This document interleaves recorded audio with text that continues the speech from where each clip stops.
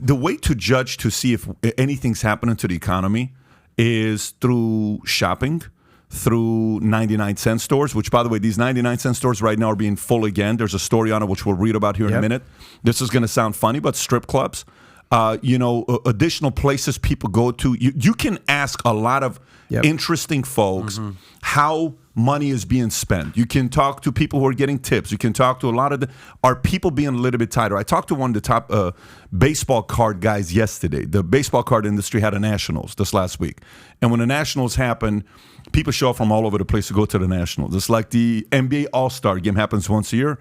They had it this last week. They had some of the biggest cards on there. One of the cards right now that's on sale on Heritage Auctions, they just reached out to me to see if I'm interested. It's a Mickey Mantle 52 tops SGC 9.5. Starting bid was at $5 million. They're estimating this card's going to go between $9 to $15 million bucks. By the way, Heritage Auction, Pat is interested. I don't know. Is it one of this is something I assume you're interested in. Yeah, I am interested in it, but I don't know if I'm going to go that high for that card. Is this one of the mantles? Or? This is one of the mantles. There's 4 cards of man. There's 3 PSA 10s. There's one SGC 9.5. This is one of them. And the guy that's selling it, look when he's selling it. Look when he is selling it. If he would have sold it a year ago, he would have gotten a few $1 million more than he would get it right now. So he's off in the market by about a year. The card market is down 20 to 50%. Okay? Let me say this one more time. The card market is down 20 to 50%, which means guys were paying $500,000 for a card last year. That card's going to go for $300,000 this year. Okay? Guys were spending $32,000 on a basic PSA 10 LeBron James card. Today it's going for $16,000, $12,000.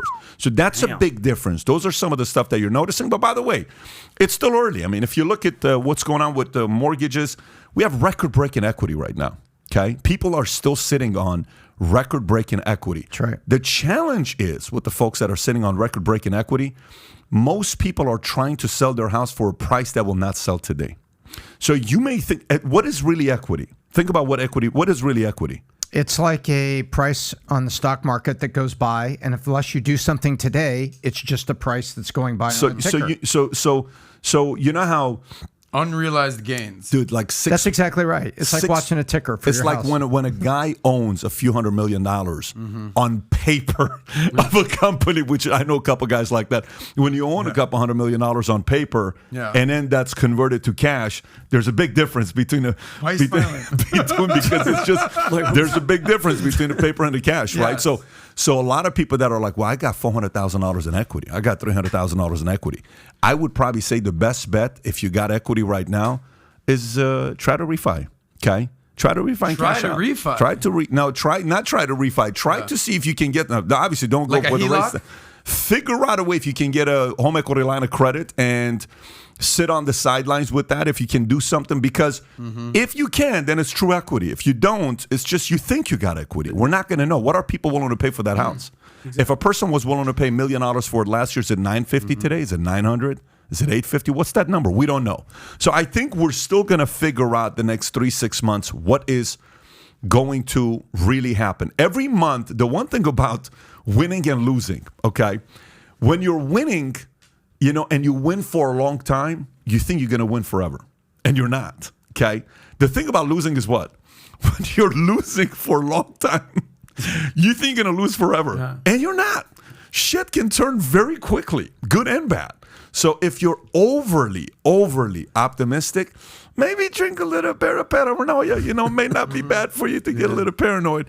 And if you've been losing a little bit too much, maybe it's good you go buy the book, Norman Vincent Peale, The Power of Positive Thinking, and have a drink or two of positive thinking, see what it does for you. But regardless of what's going on, we don't really know exactly what's going to happen with the market the next 3 to 6, 12 months. We just know the numbers indicate this is not good. Well, Bill Gates says success is a lousy teacher. And that every now and then, if you have a setback on a product launch or something, it's actually a good teacher.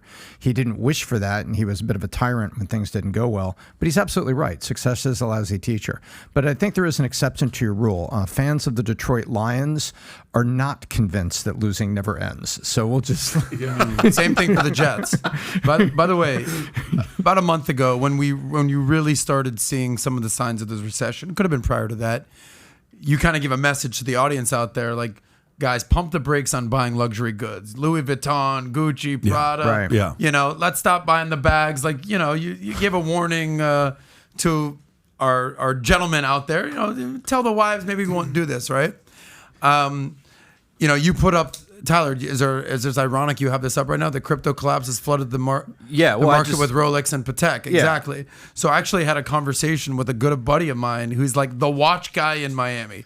Shout out to my boy Jake. If you need Rolexes, like he's the guy, right?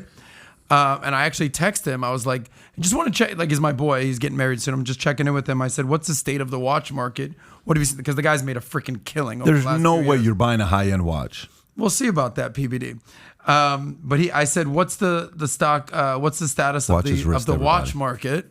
Is it correlated with what you're seeing in crypto and real estate and the stock market, which is obviously taking a big hit? He says, quote unquote, the watch market is more of an indication of a correction. First, it's the first luxury good to weaken. The first. All right. I saw this at the beginning of March and I've adjusted accordingly. It's not something someone needs, so it's the first to go. That's right. So he's starting to see basically what you recommended.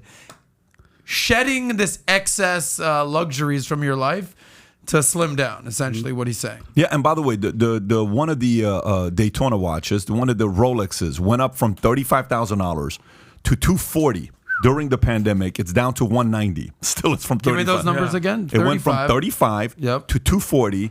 It's down to $190 today. Still winning. Okay. It's still down. It's still $190. But it was 45 from 35 to 240 to 190. It's still $190. 24 months. Yeah, in 24 months. Wow. This watch was it's a different economy. We're gonna find out what's gonna happen with people spending. Again, like the point is, there are so many markers. Like what do they say? If your left side of your chest hurts, you start having certain feelings in your left arm and your left leg. What sign is that? You might be having a stroke. Okay, so it's a stroke or a heart attack. Okay. Angina. Hey, what'd you say? Angina, right? Oh, I thought you said something. Not what I heard. No. I was like, wait a minute, where the hell's your brain at right now? Jesus Christ. It's a sign that you may have a vagina. Trump saying China. What's that? Sorry about that. China. No, angina. Okay, so but the point is like you know how you come home, you you drink a lot. Okay, if you drink a lot of alcohol and you eat a lot of pizza, what are you going to feel like in the morning when you wake up? Shit. Hungover. Okay, listen. If you bad fuel, bad engine. If you go drink 6 cups of coffee, except if your name is Mario, how should you feel afterwards? Say that's his guy. Crashing. Yeah, crashing, right? The weirdest thing about this economy is there are so many indicators that are showing towards what should happen that we're not going to know if it's going to happen or not. This is the thing about this economy today that's very weird, that's got everybody confused because nobody really knows exactly what's going to happen. Even with you not having a clue what's going to be happening, your job is still to figure out your own prediction and preparing for that and then persevering through these bad times, no matter what's going on. Yep. You have to make your own set of predictions. So if you like this clip and you want to watch another one, click right here. And if you want to watch the entire podcast, click right here.